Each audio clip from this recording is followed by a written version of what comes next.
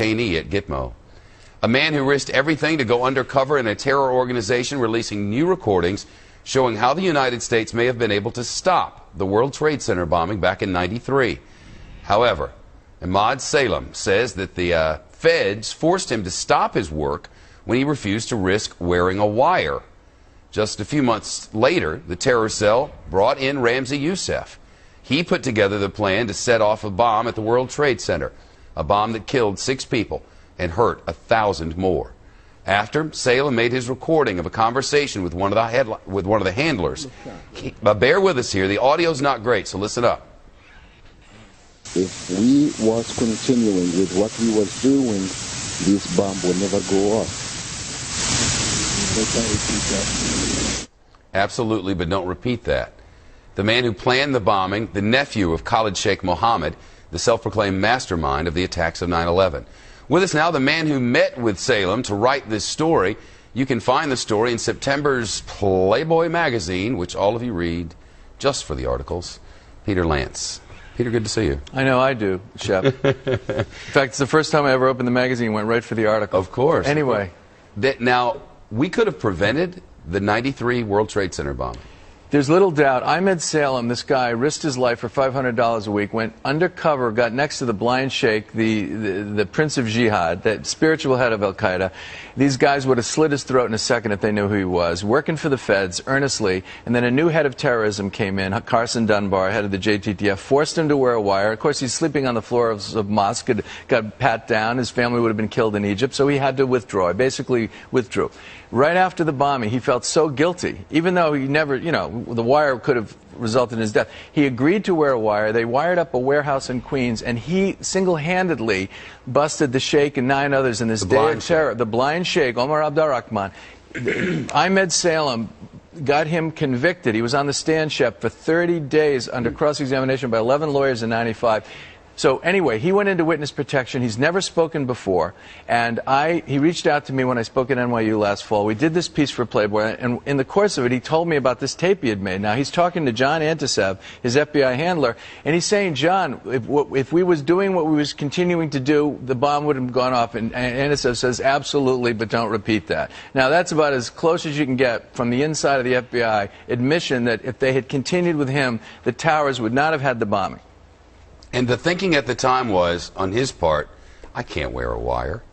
These people will kill my family. Absolutely. So what happened was that practically the way he was protected, but he was still at great risk because they set up a warehouse that they wired and 24 hours around the clock, and that's where they mix what they call the witch's brew. Anyway, Emad has been in witness protection for many years. He's under an assumed identity now. There are 3 death threats hanging over his life. But he cares so much about this country that he regularly lectures ASACs at Quantico at the FBI Academy. He's a true hero. I mean, I'd like to see the Bureau do a lot more for him. I think they should hire him as a consultant to actually go in and help recruit the next generation of Emad Salems. Because, Shep, they have less than 100 Arab-speaking agents. This long after... Right? Yeah.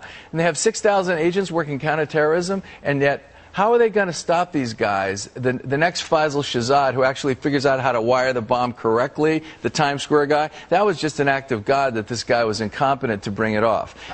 No, please go ahead. The Christmas bomber, another, incompetent act. But they keep pushing these guys toward us, and they absolutely want to hit New York. It's the most vulnerable target.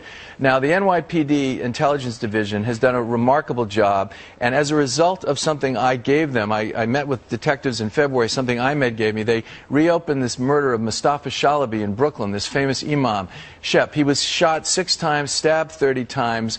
It had to do with the blind sheikh wanting to take over the Al-Kifah Center. He was bringing millions of dollars. Anyway, it's been unsolved. Emad Salem tells me something. I meet with the cops. They worked the case, and basically they got the feds to release these FBI 302s. They've solved the murder now. I'm just waiting for the NYPD to officially tell us what they're going to do, because here's the headline. On Bill Clinton's watch, in 1994 November, the killer Bilal al-Qazi, the man who's identified as the killer of Shalaby. And here's a headline: second gunman in the Meyer Kahane assassination. Wow. It's never been known. He is on the loose. He was let go by the feds in 1994. So why doesn't the Brooklyn DA issue an arrest warrant for him? Well, why doesn't why not? Manhattan? I don't know. I've been trying to get the police department to return my calls, and they don't. I don't want to be offensive. They're a great department. But one would think now that this case has effectively been cleared and they have this new information on Kahane that they'd go after this guy al-Qazi. You told me to save you 30 seconds. Well, the 30 seconds are my appeal to Police Commissioner Kelly, David Cohen in the Intelligence Division, and Chief of Detectives Phil Pulaski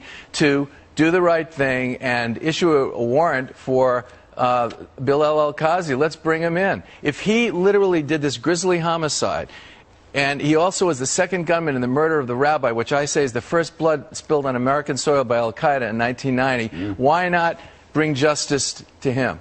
We'll give him a call. Good luck. The article is in Playboy. I believe it's page 119. Or thereabouts. Thereabouts. Good to see you. All right, you too, Shep. Thank you. Yet another long-serving Congress member is defending herself against allegations.